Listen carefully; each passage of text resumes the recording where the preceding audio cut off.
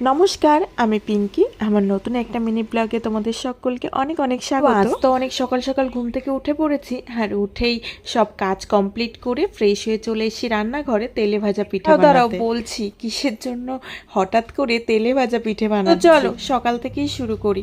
আজকে তো আমার মাম্মা ফার্স্ট টাইম স্কুলে যাবে, তাই সকাল সকাল ঘুম থেকে উঠে পাপার সঙ্গে ব্রাশ করে তারপরে খাওয়া দাওয়া করে রেডি হয়ে গেছে। আমরা তো এক্সাইটেড আছি, সঙ্গে আমার মাম্মাও অনেক বেশি এক্সাইটেড হয়ে গেছে। আর হ্যাঁ, এত আনন্দের মধ্যেও মনের মধ্যে কিন্তু কষ্ট আছে, কারণ আজকে আমার হাজবেন্ড বাড়ির থেকে চলে যাবে। তবুও মাম্মাকে স্কুলে পাঠাচ্ছি, কারণ ওর অনেক ইচ্ছা ছিল যে ওর মা পাপা দুজনের সঙ্গে স্কুলে যাবে, তাই ওর ইচ্ছাটা পূরণ করলাম। হ্যাঁ, ফার্স্টেই যে ভাজা পিঠে বানাচ্ছিলাম সেটা হাজবেন্ড ওর ফ্রেন্ডের জন্য নিয়ে যাবে, তার জন্যই বানিয়েছি। ওর যেহেতু আজকে ফার্স্ট ডে, ওর 1 আওয়ারের মধ্যেই ছুটি হয়ে যাবে। আর জানো তো, মাম্মা সারা রাস্তা এনজয় করতে করতে এসে যখন স্কুলের সামনে এসে বাস কান্না শুরু হয়ে গেছে। আর আন্টির সঙ্গে মাম্মা ক্লাসে যাওয়ার পর আমরা কিছুক্ষণ তো অফিস রুমে বসেছিলাম, আর মাঝে মাঝেই মাম্মার কান্নার আওয়াজ পাচ্ছিলাম, আর অনেক বেশি খারাপ লাগছিল। তো মাম্মার টিচার তো বলছিল মাম্মাকে 3 আওয়ার্স রাখার জন্য, বাট যেহেতু ওর পাপা চলে যাবে তো তার জন্য আমরা তাড়াতাড়ি চলে এসেছি, আর এসে ওর পাপাকে খেতে দিয়ে দিয়েছিলাম। আর জানো তো, হাজবেন্ড যাওয়ার টাইমে এইবার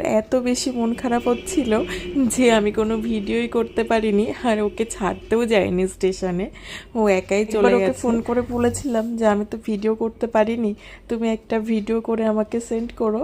তো ভিডিওটা বানিয়ে জানি না এবারটা অনেক বেশি মন খারাপ হয়েছে, এখন ভিডিওটা এডিট করছি তাও অনেক বেশি মন খারাপ হচ্ছে।